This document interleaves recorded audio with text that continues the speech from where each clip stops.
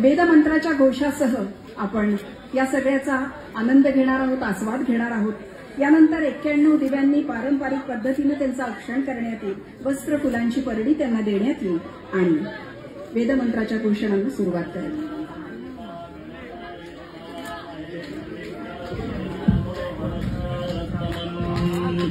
ज्येष्ठराजं ब्रह्माणां ब्रह्मणस्पदान शृण्वन्नोतिभिस्सीदसादानम् ॐ स्वस्ति नो मिमेदामश्विना भगः स्वस्ति देव्यदेतिर्नरवनाः स्वस्ति पूषा असुरो दधातु नः स्वस्ति द्यावा पृथिवी शुचेतुना स्वस्तये वायमुपपर्वामहै सोमो स्वस्ति भुवनस्य यस्पतिः बृहस्पतिं सर्वगणो स्वस्तये स्वस्तय आदित्यासो भवन्तु नः विश्वे देवानो अद्य स्वस्तये वैश्वानरो वसु अग्ने स्वस्तये देवा अवन्त्वभव स्वस्तये